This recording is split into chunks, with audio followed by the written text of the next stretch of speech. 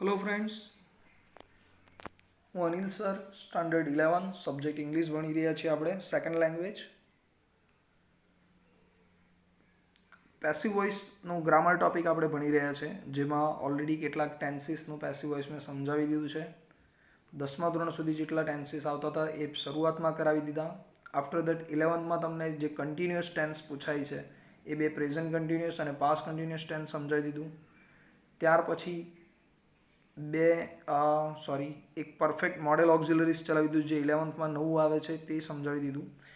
હજી એક ટેન્સ તમને નવો પૂછાય છે, એ છે પરફેક્ટ પાર્ટિસિપલ. પરફેક્ટ પાર્ટિસિપલનું પેસિવ વોઇસ પૂછવામાં આવે છે. સૌથી પહેલાં તો પરફેક્ટ પાર્ટિસિપલ શું, તો ડેફિનેશન એવું કહે છે, એની વ્યાખ્યા એવું કહે છે કે કોઈ એક ક્રિયા પૂરી કરીને ખૂબ જ ટૂંકા ગાળામાં અથવા તરત જ કોઈ બીજી ક્રિયા કરતો હોય, દર્શાવતો હોય, તો ત્યારે પરફેક્ટ પાર્ટિસિપલ વડે એ ક્રિયાને દર્શાવાય. બરાબર. જેમ મારે એમ સમજાવવું છે નોર્મલી આ ટેન્સને, કે ભાઈ તમે જેવું મારું પેપર જેવું લખાઈ ગયું કે તરત જ હું એક્ઝામ હોલની બહાર જતો રહ્યો, તો એક ક્રિયા પૂરી કરી, મેં પેપર કમ્પ્લીટ કરી દેવાનું, લખાઈ જવાનું, અને ત્યાર પછી તરત જ બીજી ક્રિયા થાય છે, હું એક્ઝામ હોલની બહાર નીકળી ગયો. તો આને દર્શાવવા માટે પરફેક્ટ પાર્ટિસિપલનો ઉપયોગ થાય ફ્રેન્ડ્સ. ઇંગ્લિશમાં એ જ બે ક્રિયાઓને દર્શાવવા માટે એક વિશિષ્ટ વાક્ય રચનાનો ઉપયોગ થાય છે પરફેક્ટ પાર્ટિસિપલમાં. તો એ છે હેવિંગ પ્લસ V3 લખેલું હશે.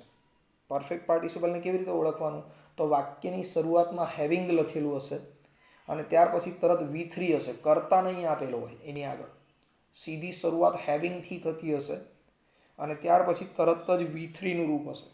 તો આને જ્યારે વાક્યની શરૂઆત આવી રીતે થઈ હોય, હેવિંગ પ્લસ V3થી થઈ હોય, તો એને તમારે માની લેવાનું છે પરફેક્ટ પાર્ટિસિપલ. હવે જ્યારે પરફેક્ટ પાર્ટિસિપલને પેસિવ વોઇસમાં ફેરવો છો ફ્રેન્ડ્સ, તો ત્યારે ધ્યાન રાખવાનું છે કે પરફેક્ટ પાર્ટિસિપલને પેસિવ વોઇસમાં ફેરવવા માટે ટુ બીના રૂપ તરીકે કર્મ પછી તમારે મૂકવાનું છે હેવિંગ બીન. ટુ બીના રૂપ તરીકે મૂકવાનું છે હેવિંગ બીન. બરાબર. ક્યારે? હેવિંગવાળી વાક્ય રચના હોય ત્યારે. ઓકે ફ્રેન્ડ્સ, આટલું ધ્યાન રાખવાનું છે. હવે આપણે એની અલગ અલગ વાક્ય રચનાઓ અને થોડાક એક્ઝામ્પલ જોતા જઈએ. એક જ ટેન્સ છે. બરાબર. સૌથી પહેલાં વિધાન વાક્ય એઝર્ટિવ સેન્ટેન્સ જોઈએ પરફેક્ટ પાર્ટિસિપલનું. તો જો એક્ટિવ વોઇસનું વાક્ય હશે તો એ આ પ્રમાણેનું હશે. સૌથી પહેલાં હેવિંગ લખેલું હશે, પછી ક્રિયાપદનું V3નું રૂપ હશે, V3 પછી તરત કર્મ અને પછી અન્ય શબ્દો. હેવિંગવાળા વાક્યમાં કર્તા આપેલો નહીં હોય. કોમા પછીનું વાક્ય એક સાદા ભૂતકાળનું વાક્ય હશે, એટલે એમાં કર્તા, ભૂતકાળનું ક્રિયાપદ અને અન્ય શબ્દો હશે. જો એ વાક્યમાં પેસિવ વોઇસ કર્મ હોય તો એને પણ પેસિવમાં ફેરવવું પડે સાદા ભૂતકાળના નિયમ પ્રમાણે. બરાબર. પણ હમણાં આપણે એવા વાક્યો લઈશું જેમાં આગળનું જ વાક્ય, પરફેક્ટ પાર્ટિસિપલનું જ વાક્ય ફેરવવાનું આપણે થોડું શીખીશું. બરાબર. તો હેવિંગવાળી રચના હશે. હવે આને પેસિવમાં ફેરવવાનું છે, તો સૌથી પહેલાં એક્ટિવ વોઇસમાં જે કર્તા દેખાય છે તમને, ક્રિયાપદ જે દેખાય છે V3નું રૂપ, એને શું અથવા કોને પ્રશ્ન પૂછો એટલે તમને કર્મ મળી જાય. બરાબર. તો પેસિવ વોઇસ છે એટલે શરૂઆતમાં કર્મ તો આવવો જ જોઈએ, પછી ટુ બીનું રૂપ આવવું જોઈએ. તો હેવિંગવાળી રચના હોય તો ટુ બીના રૂપમાં મૂકવાનું છે હેવિંગ બીન. ટુ બીના રૂપ પછી તરત પેસિવ વોઇસની રચના મુજબ ક્રિયાપદનું V3નું રૂપ.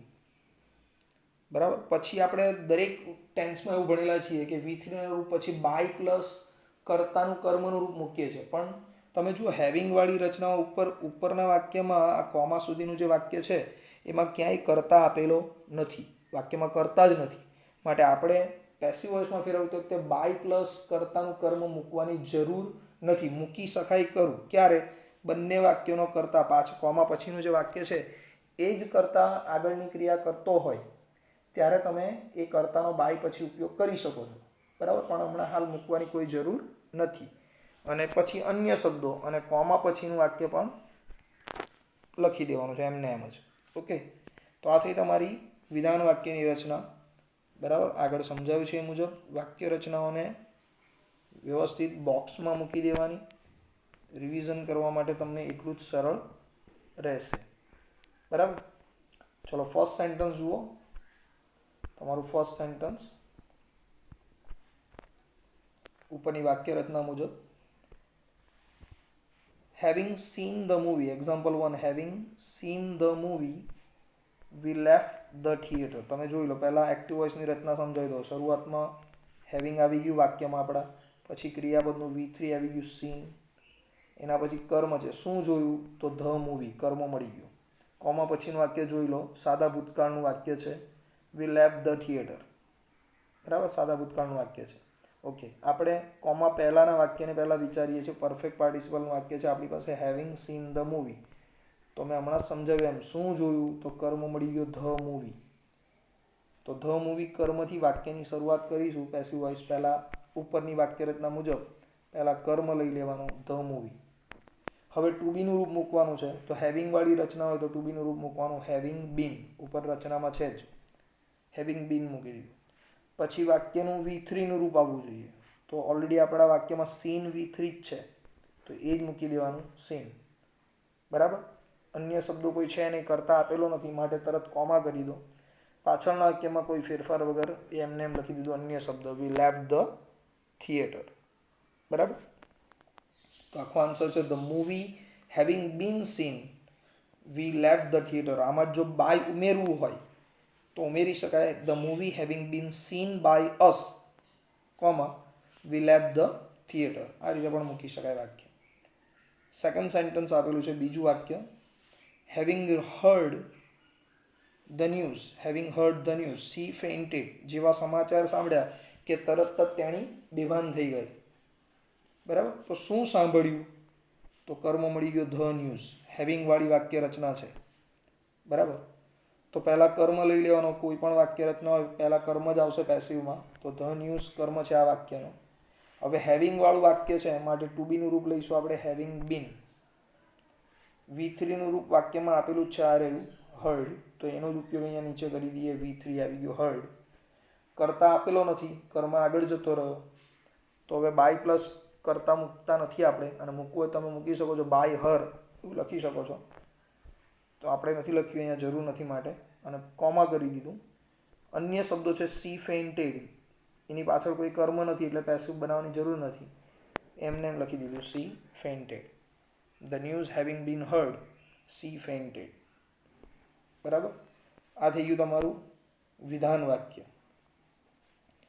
આ જ પ્રમાણે ફ્રેન્ડ્સ નીચે નકાર વાક્ય આપેલું છે, નેગેટિવ સેન્ટેન્સ નકાર વાક્ય આપવામાં આવેલું છે. તો નકાર વાક્યની પણ વાક્ય રચના સમજી લઈએ.